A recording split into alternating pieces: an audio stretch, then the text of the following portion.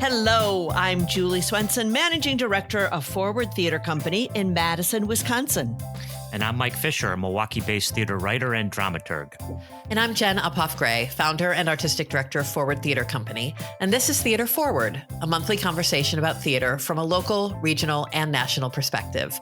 From Madison to Manhattan, we're excited to share insights into our own company while exploring issues surrounding theater in the Midwest and around the country.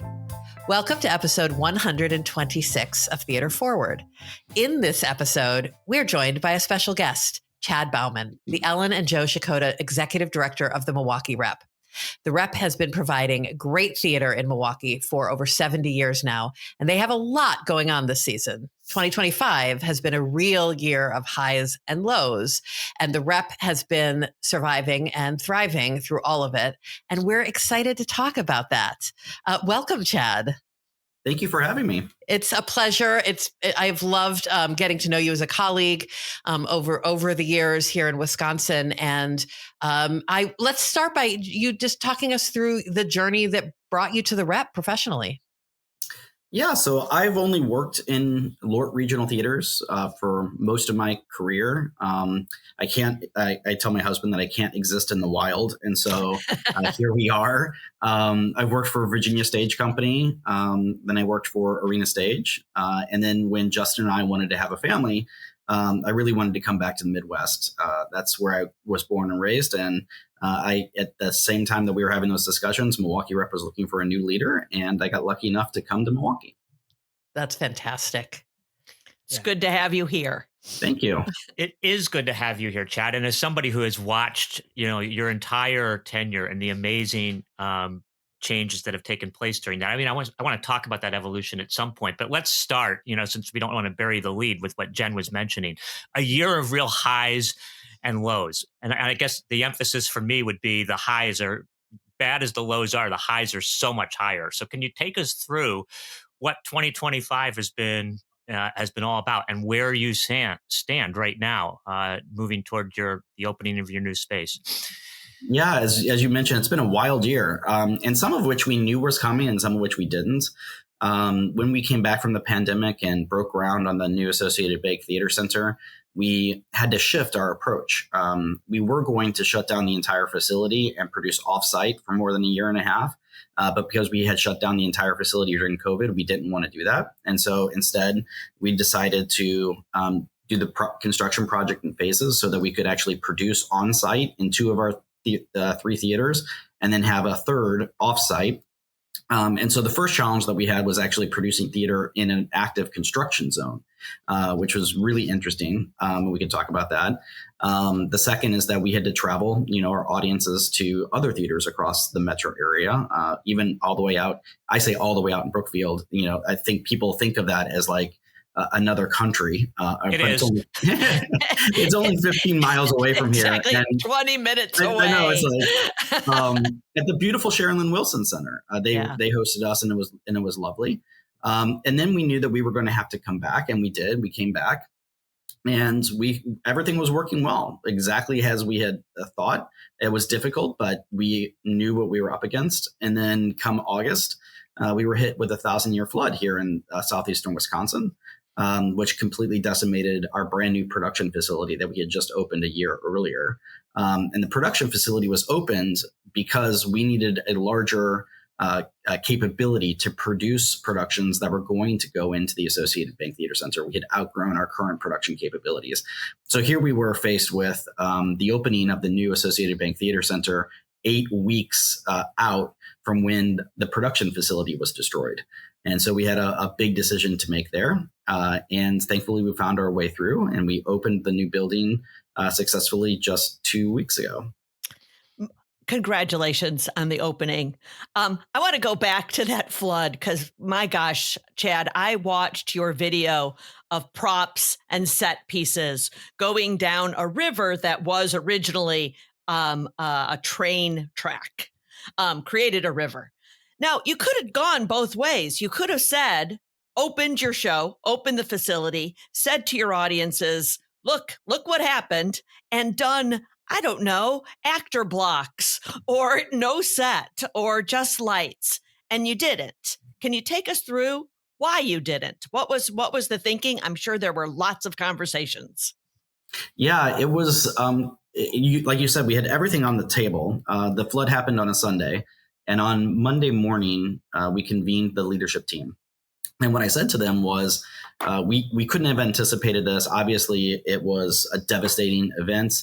Here's our various different options ahead of us. I asked if anybody else had any other options. And very quickly, I'd say within 15, 20 minutes, it was decided that we would press on with a full opening and we would not delay.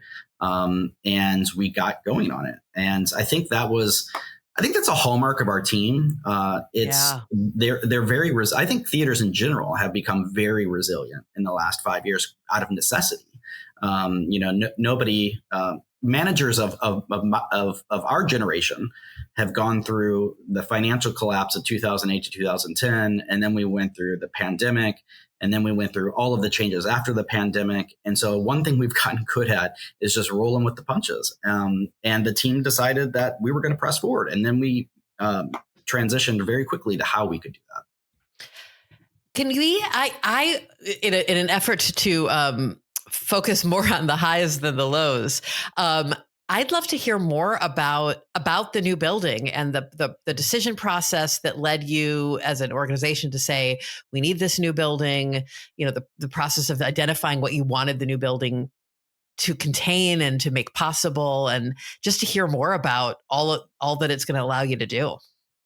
Yeah, it's been a really an opportunity of a lifetime working on this and with this team. We first started conceiving this back in 2018. And really the impetus behind it was we had two pretty telltale signs that we had a problem with our building. The first was a freight elevator caught on fire. And then when we looked at what caused the fire, it was a failed piece in that elevator that hadn't been manufactured for decades. That's how old it was. So we couldn't even repair it, right?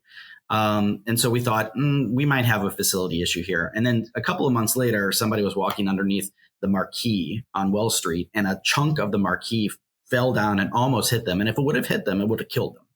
And so we knew at that moment we had an issue. And so the board went out and we engaged Auerbach, Pollock, and Freelander to do a year-long study of the facility to know exactly where we're at. And basically they came back and they said a couple of different things. When the facility was built, they never thought that Milwaukee Rep would have grown the way it has grown. The theater company now produces 700 performances of 12 productions every year for several hundred thousands of people. It was just not built to do that. It was not built to do that over time. And the second that they said was every single piece of equipment that we had that was, so groundbreaking in the 1980s is no longer at the forefront of the industry. And so we were having designers and directors come and work with stage equipment that was older than they were. And it was really limiting what we could do from an artistic perspective. And then from an audience perspective, the old building was created before ADA was in place. And so we were all pretty disappointed that we could not serve a lot of people in our community that had mobility challenges or other challenges to say. And we knew that we had to address that as well. And so we had a mission problem on creating the art we wanted to create. We had an audience problem on welcoming everybody in our community. And we had a failing facility that if we didn't get in front of it was going to close everything down. So in 2019, we put forward a strategic plan that said that we're going to address this. We thought at that moment it was going to be a $60 million campaign. We announced it in February of 2020. And then as you remember, March of 2020, we shut everything down, right? And then we just tried to figure out how to stay alive to fight another day. So, yeah. And how much did the project wind up costing? How much did you have to raise for that? It ended up costing $80 million. Mm-hmm. So on the other side of the pandemic, what we ended up facing, and you all remember this quite well, I'm sure, we had labor shortages. Uh-huh. We had inflation at 40-year highs. Uh-huh. We had global supply chain disruption. And then just this year, we had tariffs on top of that. Mm-hmm. And so we knew that we had to deal with all of those issues. And so the original project scope was well over $100 million once we had to rescope it after the pandemic. And so we went through this wonderful phase called value engineering, which you've ever done in a building, is like, would you rather cut off your right arm or your left arm? And so, but I think we've had amazing architects and an incredible construction company with EUA and Hunsinger, and we were able to get the vast majority of everything we wanted at the somewhat reasonable price tag of $80 million. Yeah, I was going to say, given what we've all experienced on our, respective scales of how much everything has gone up in cost since the pandemic, the fact that you only had to grow it by about a third is it's a sign of what the past 5.5 years have been like. That doesn't sound so bad. Yes, exactly. Can you also, before we move on from the topic of the building, go ahead, Jen. I was just going to say, before we move on from the topic of the new building, I am curious to hear about what it was like producing in a construction zone. Oh my goodness. So the first thing, we hired a construction company that knew our theater really well. They had done multiple projects for us. They did the Stackner remodel. They did the sinking building project in 2013. And so they knew a decent amount about the theatrical business, but even there we had to do some education. Like, this is what a tech is, and this is what, and then during these things, you cannot do these things because you're going to interrupt, the audio quality, or you're going to interrupt some sort of electricity issue. Or, and I got to tell you, Melissa Vartanian, who is our managing director here, is spearheading the construction project for us. And before that, she was our general manager. And before that, she was our production director. So having her lead this was really great because she could explain exactly where these pinch points were. And I'll tell you, Jen, I thought, I wasn't sure if it was going to work or not. Mm-hmm. I thought we might get halfway through the season and have a real problem. But we didn't. We didn't have a single problem with no noise bleed or any other things. And a lot of that has to do with the great coordination between Melissa, our production team, and the construction company. Wow. Amazing. Mike, to you. I was going to say also with regard to the building itself, Chad, since I've known you and I've had fantastic conversations and been educated, would be the polite way to put it, by you in many of those conversations about your steadfast commitment to audience and to thinking through what the audience experience is all about. How did that play into the kinds of things that you did in redesigning and reconfiguring the space? It's interesting. Across the company, we have key performance metrics that we measure that we call stakeholder satisfaction, and how we define stakeholders is very different. So for the artistic department, their stakeholder satisfaction is the artists in which we serve. We want to make sure that when they come here, they have a great time, that their housing is good, that the technology they work with is great, that their dressing rooms are wonderful, all of those different things, because they don't make a ton of money. So we want to make sure that when they leave here, they have an incredible experience.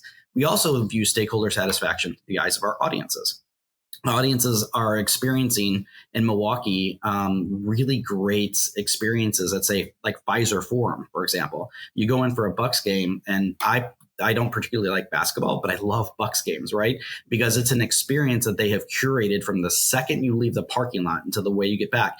And it's fun and it's engaging. So what we were having there for some time was some great artwork on the stages and a not great audience experience.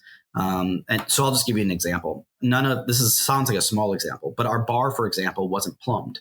And so every single time you'd have to order a drink, they'd have to open a Coke can, pour it out, and they'd have to do, all these different things, all these different steps. And so the line for the bar was a mile long. Well, if you can have a great experience on the stage, but if you can't park, you can't get a good drink, you can't have a good conversation with a friend afterwards, the line to the women's restroom is 5 miles long. All of these things weigh on the audience experience. And at the end of the day, we are in the entertainment business. And so we need to provide them a great experience wrapping around the art that's on our stages as well. Yeah. Yeah. Sort of related to that on the artistic side, Chad, in this really laudatory piece that Chris Jones wrote in the Chicago Tribune celebrating everything that's going on with this opening, he referred to one of the secrets in the sauce for the Milwaukee Rep is what he called its avowedly populist mission in terms of what's on the stage. Do you accept that as a designation? And what does that mean for you in terms of the kind of programming that you think the Rep is doing and should be doing? That's a great question. I think a lot of times people would view that as a derogatory term, populist. When we redid our mission statement in 2016, we really debated the three verbs that are in our mission statement, which are entertain, provoke, and inspire. And across our three venues that we operate in, actually the fourth venue, which is the Paps, if you consider a Christmas Carol, we aim to do all three of those things throughout the course of a season. You well know the best plays in the world do all three in the same play, right? But sometimes you're going to select some things that's just pure entertainment because people need an escape from difficult circumstances that they're living in. Sometimes people need to be provoked. They need to have their eyes opened to look and see the world through the eyes of others. Sometimes they just want to be inspired and uplifted. And so I think one of the secrets of our successes is that we don't take away from any one of those three verbs. We love to entertain. We love to provoke. We love to inspire. And on top of that, while you may look at something, for example, a Stackner musical that is just entertainment, I think also people forget to some degree that when we reopened the theater in our first year post-pandemic, the entire season in the studio was world premiere work by Dale Orlander Smith, who is not typically known as somebody that's pure entertainment. And so we've done a lot of new work, as does Forward Theater. And it's getting great attention with World Premiere Wisconsin, which Ford really shepherded well.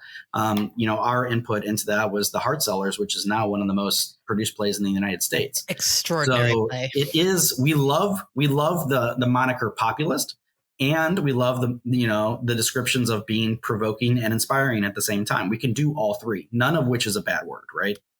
I love the way you describe all that, Chad, because it feels very familiar to how we think about things here at Forward. We're working on a much smaller scale. We're doing 4 shows a year, not 12. But that idea that we sculpt seasons that try to scratch all of those different audience itches or needs, and the best ones do all of them. But as long as we're getting some of all of those different aspects during the course of the season, that's the goal. And different audience members need different things. Individual audience members need different things at different times. And I feel that we're in rehearsals right now for Gutenberg the musical. So I am with you on, the things. Sometimes joy and entertainment is what we need to fuel us for the fight that's out there in the world. And what's funny is that the shows that I think people would claim as populist. So let's just talk for Come From Away. We're opening that, and it's the most produced. I think it's the most produced play in the country, right? So why is it the most produced play in the country? Well, I think that people would say that it's populist with audiences. But also, if you take a step back, this is a show that's really about how people take care of each other's, and specifically how people take care of foreigners that are in a place that are in a different country, right? And that speaks to an issue that we're facing right now, right?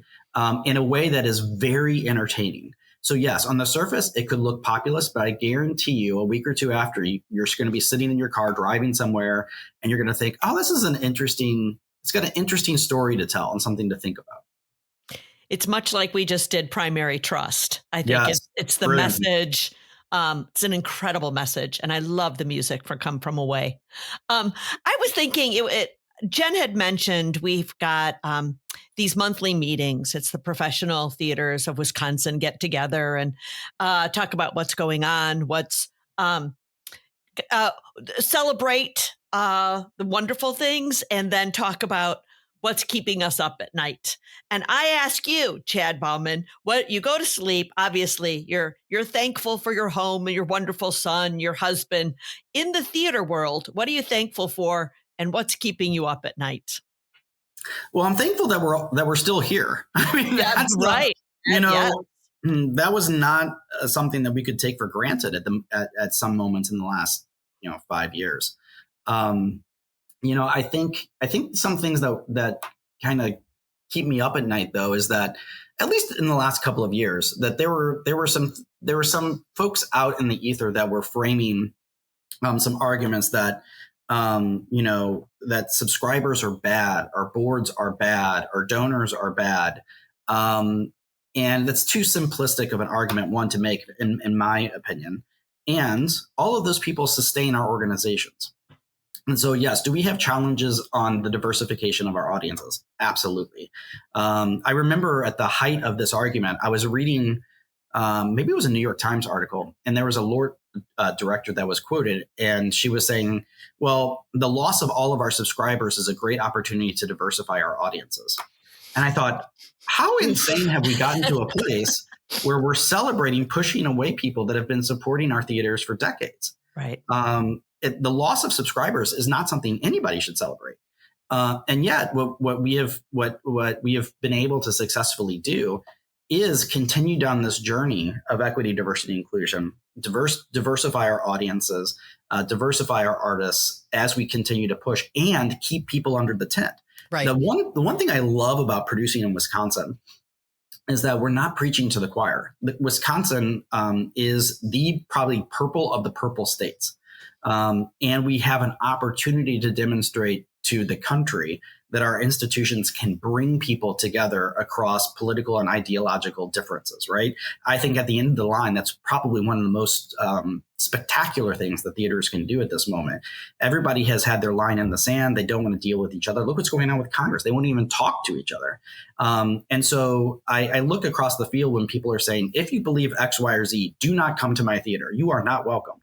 Well, Mark sort of laughs at me, and he gets it now. But we get a lot of homophobic letters, complaints, right? And as an out LGBT leader, I respond to every single one of them, and I invite those people to dinner. I invite them to come back to our theater because I want them to have an experience that opens their thinking a little bit. Yep. I want those people in our audiences. I don't want to drive them away. Because over time, that is how you get change in society, is by introducing people to other ideas and to people unlike themselves. Yeah. Beautiful. Yep. So Very well said. I wonder, Chad, you're looking at the national theater landscape right now, and this is something you've even mentioned in a few of the really beautiful letters that you've been sending out over the last few months to keep our spirits up here in Milwaukee about where we're going with the Rep. And the theater landscape is really scary outside of Milwaukee, really outside of Wisconsin. What is it about? Is it is it something about, and maybe you've sort of answered this in what you've just said, but what is it about your organization that allows you to, fund an $80 million project without a deficit, run a surplus, have a pretty substantial reserve, and to do that in a context where theaters all over the country are failing or laying people off or suffering? Above and beyond what you've just spoken to, which is the sort of generally inclusive willingness to bring people under the tent and to try and keep them there, what is it that you think makes this different for Milwaukee and for the Rep? Yeah, it's a great question. And I can't speak to sort of the individual challenges of other theaters because it really comes down to community based. I mean, regional theaters are very hyper local, so we're all facing different things. I can only say that what works for us in Milwaukee, which is at the top of that list, is the programming, the diversity of programming across entertain, provoke, and inspire. We're not didactic. We don't want to be preachy. We don't want to be shoving a message down somebody's throat. We want to ask big questions and engage in intelligent conversations and bring people together. So that's really what we're looking to do.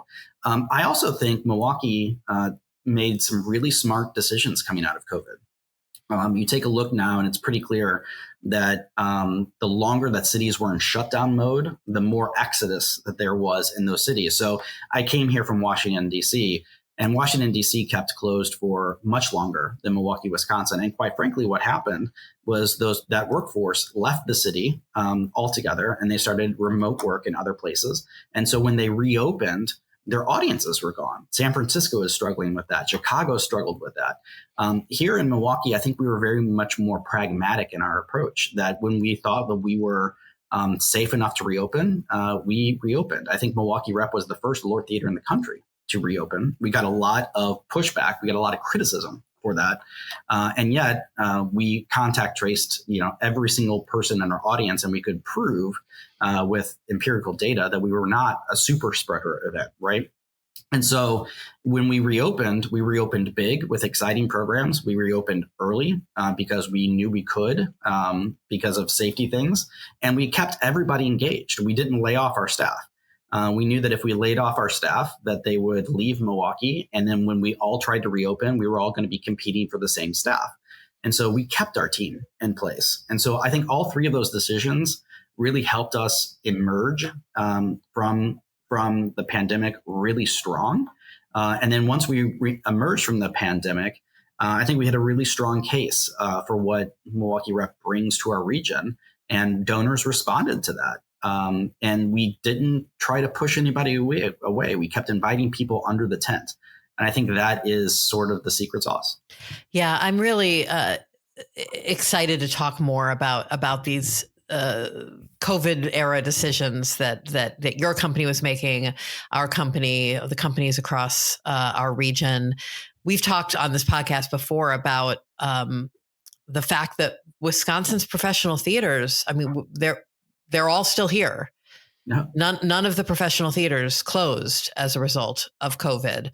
And I think that what you were saying exactly, it's because the theaters in our state were leading. Right. Yours was the first LORT theater. I think that, Forward and Chamber were among the first to Absolutely. Be back filming things on our stage under equity contracts during that APT lockdown was out year. Early. Yep. APT was out early. We were, at your company, I know, like ours, we were doing so much digital content precisely to keep people employed, like you were talking about, right. Not laying off staff, not canceling artist contracts, thinking about it, and not just in terms of keeping the artists employed, but keeping the audiences engaged and feeling like we, even under these extraordinary and dear Lord, hopefully never to be repeated circumstances, that we were keeping the relationship alive and demonstrating the value. And I still, even with this, 5 years out, I still try to, get my finger on why is it that our collective of Wisconsin companies were able to all kind of approach this crisis with such a commitment to putting our heads down and doing the work and figuring out a way through it. I do think the fact that we have such a good community of talking to each other helped. I know that I took a lot of inspiration from hearing from you and other theater leaders while we were all on Zoom calls from our homes, figuring out how to get through this. I know that all of the information that we shared, and because of the Rep's position as the really kind of the flagship theater in our state, I know that you, Chad, brought a lot of information into our conversations that you had access to that some of our smaller theaters didn't. And that made a huge difference. Just figuring our way through testing and audience requirements and all of Ventilation. that. Ventilation. Oh, God. Oh, I know some of the words that are just triggering and sort of send a chill down my spine. And if you view this through the lens of, we are also all operating in a state which is the worst in the country for public support for the arts. Mm-hmm. So if you take a look at the companies that have failed, some of them are failing in states that are providing millions and millions and millions of dollars in public support that, quite frankly, Wisconsin doesn't have. Yeah. And so it's a minor miracle viewing it through that lens as well. Yeah. I mean, I have to say, Chad, like you, not native to Milwaukee, I am intensely proud of having made my home in a city that in the last 2 decades has not only done what is about to happen with the first show opening at Milwaukee Rep, but that also completely redid its art museum, built a new symphony space, all with almost no government support whatsoever. I mean, it's an incredibly inspiring story. Maybe the secret sauce is something in the water in Milwaukee. No, you actually hit on the nail on the head there, Mike, which is we get very little public support. But Milwaukee is always ranked in the top 5 cities nationwide for private philanthropic support. So yes, we opened this year. On the horizon is the public museum that's going to open. And all of our projects, for the most part, the public museum did get some money from the state, but for the most part, the symphony project, the art museum project, our project, 95% private philanthropy. And if it didn't happen, it wouldn't have happened. We should not have a theater of our size in Milwaukee, Wisconsin. It just shouldn't exist. We are, in terms of scale, we are probably in the top 10 of producing theaters in the United States. And we are in a city that is 37th, 38th in the country. You take a look at, the Brewers being here, and they're in the smallest MLB market, in the country. The Green Bay Packers, the smallest NFL, market in the entire country. And they're all thriving. So one of the things that, honestly, I was talking to, it gets me now that I've been here for 12 years. It really unnerves me, and I'm sure it's unnerved you all as well. But I was talking to our press agent the other day, and he was like, we have to pitch so much harder because you guys are in Wisconsin, and people just won't come out to Wisconsin. And I'm like, I'm sort of tired of hearing that because Wisconsin is leading the country across multiple different things. And that story needs to be told. And quite frankly, my opinion is one of the reasons why it's not being told is that there is a reshuffling in the world order and the field based upon who used to lead and who is going to lead going forward. And I would bet on Wisconsin every day of the week on who's going to lead going forward. Yeah. There's something beautiful in what both of you are describing about Milwaukee. I think it applies to the broader state as well. And frankly, it's something that I think it would help everybody if it would apply, elsewhere in the country. But it's proof of that the abundance mindset versus the scarcity mindset is successful. I mean, if in a city your size, if there was a finite pool, there's only so many donors, only so many audience members, only so many people who can go to things, and we have to fight over them. You wouldn't see this much available in the arts and sports and the culinary world, et cetera, et cetera. You build the audience for each other, and you create this mindset, this culture where people come to the theater and the symphony and they go to a Brewers game, right? That you don't have to fight for that by just building it, you're raising the water for all the boats. That's exactly right. Yeah. And I think that communication, I know that the leaders of the Milwaukee institutions are in good communication with each other. I know that statewide, the theaters are in good communication with each other. It builds that camaraderie, that mutual support, that transparency that might seem antithetical in a for-profit business world, but it actually seems to result in more growth for all of us. I think the strength of Wisconsin is because the leadership is sort of spread out across the state. So, for example, Forward has taken an exceptional leadership position when it comes to World Premiere Wisconsin. Brian up at Peninsula Players, leads the Wisconsin Arts Board. APT has led in many different ways as well. So it's not just like one institution or one geographic area of the state is leading. Right. There's multiple geographic areas of the state that have exceptional work going around and exceptional leaders. And I think that's what makes Wisconsin strong. Yeah. Well, very much looking forward to another year of World Premiere Wisconsin in 2026 and seeing where that takes all of us. I was going to say, Chad, one thing I've never known you to be able to do, even though you can do everything else, is rest on your laurels.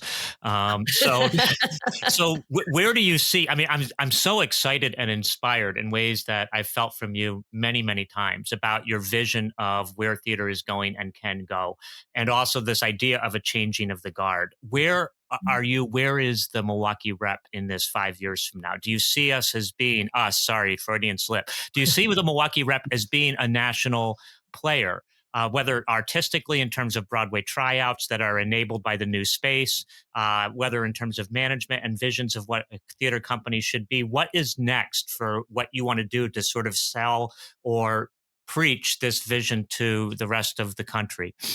Yeah, you hit it right on the head there. Our strategic plan calls for us now to be transitioning to a national institution. And what that means is, and it can be tricky, we have to be Milwaukee's hometown theater. And at the same time, we want to be a leading theater in the entire country. And so that means we have to feed our local institution, artists and that sort of stuff. And we have to figure out how we help feed the country as well. So what that looks like, I think, Mike, is that it's kind of a return, honestly, in my opinion, to where we were in the 1970s and 1980s. And so Milwaukee Rep was touring work to Siberia, to Japan, to all over the world at that moment. And we need to get back to a place where we are creating work. And by we, I mean Wisconsin. This is the reason why I love World Premiere Wisconsin. We are creating a work that exports the best of Wisconsin to the country. If you want the country to pay attention to Wisconsin, then let's start exporting our work that we create here. And so I think that's what you're going to see as a focus from Milwaukee Rep and perhaps others, is that we are now engaging in conversation about not just touring to off-Broadway or Broadway, but how do we populate theaters across the country? Many theaters across the country don't have the ability any longer to physically build and produce their own work because they shut down their production shops. So how do we help the field by producing shows in our language in slots 1, 2, and 3, which then we can just send out to the rest of the world and populate their seasons as well. And in doing so, we raise the visibility and profile of Wisconsin, right? So that's really what we're focused on. We're really focused on new work, and as are others in the state, because that is how you really contribute to the field. And we're really focused on developing some of our best Wisconsin artists and keeping them engaged and here and creating work in the state. Oh, yeah. Thank you. Yeah.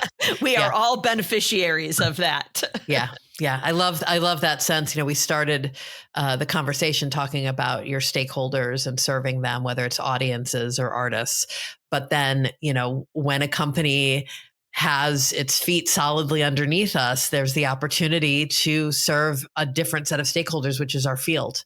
And how can we do things, within our capacity to contribute to the future of the field beyond just the people who come into the doors of our space. And whether that's all of the new work that you're commissioning and supporting. Heart Cellars is a beautiful example of that, or whether it's helping build sets, helping train up new directors and designers and actors through some of your emerging professional programs. Like, on a much smaller scale, we try to do a lot of those things here too at Forward that pardon the expression, that paying it forward thing that does benefit back to us. I forgot one other thing, because this is important. We are going to have to be much more comfortable with failure than when we are as well. We are working with a team that are all perfectionists, like type A people that want to knock it out of the park every single time. But if you're truly innovating, you're going to see some spectacular failures on our stage. And we've got to communicate to our audiences and our artists that that's not only okay, but we're not swinging for the fences hard enough if we don't have a spectacular failure at some moment. And I think our audiences and donors have come to expect from Milwaukee Rep consistent successes, which have made us in part a little bit safe. And now we have a significant amount of reserves. We have a significant building that could do it. And I think you're going to see us swing for the fences a little bit harder. I mean, and we have, to all fairness, we have swung for Run Bambi Run, putting together a world premiere musical about Laurencia Bennett, which with, the Violent Femmes music. When Mark first pitched that to me, I thought he was nuts. And he knocked it out of the park, right? Yeah. But you're going to see you're going to see some big failures, because if we're not failing to some degree at a big way, we're not risking. That's really exciting. That's important. Yeah. It's really exciting. I feel like we could very easily continue this conversation for a few more hours, but we're not going to, because we all have, busy jobs to go back to, especially you, Chad.